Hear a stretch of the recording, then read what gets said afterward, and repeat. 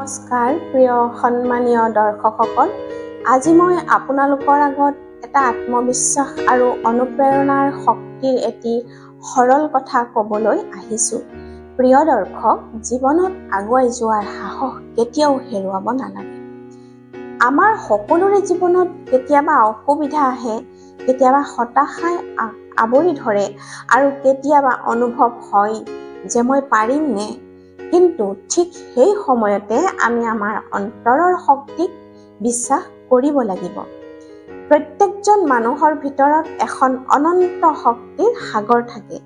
সেই শক্তিয়ে আপোনাক পাহাৰত উঠিবলৈ, নদী পাৰ হ'বলৈ আৰু আন্ধাৰ ভেদ কৰি পোহৰ বিচাৰিবলৈ সহায় কৰে।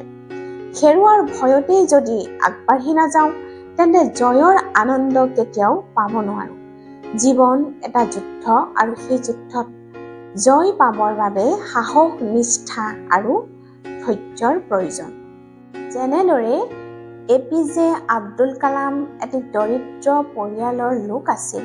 শৈশৱতে তেওঁ পেপাৰ বিক্ৰী কৰিছিল। পাছত ভাৰতৰ ৰাষ্ট্ৰপতি আৰু মিছাইল মেন হিচাপে তেওঁ জনাজাত হৈছিল।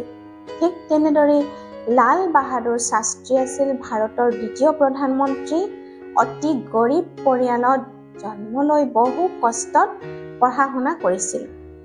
সেয়েহে কোৱা হয় যে সফলতা ধনেৰে নহয়, মনোবল, কঠোৰ পৰিশ্ৰম আৰু অধ্যৱসায়েৰেহে আহে।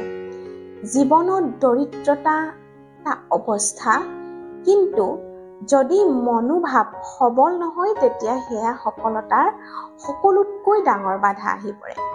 এটা কথা মনত ৰাখিব যে মই পাৰোঁ, মই আগবাঢ়িম আৰু মই জয়ী হ'ম। জীৱনত ভুল হ'ব, অসুবিধা আহিব, মানুহে কটাক্ষ কৰিব, কিন্তু শেষত আপোনাৰ দৃঢ়তা আৰু পৰিশ্ৰমে আপোনাক সাফল্যৰ শিখৰত লৈ যাব। আজিৰ পৰাই নিজৰ ওপৰত বিশ্বাস ৰাখক, আগবাঢ়ক। সময় কেতিয়াও ৰৈ নাথাকে। ধন্যবাদ।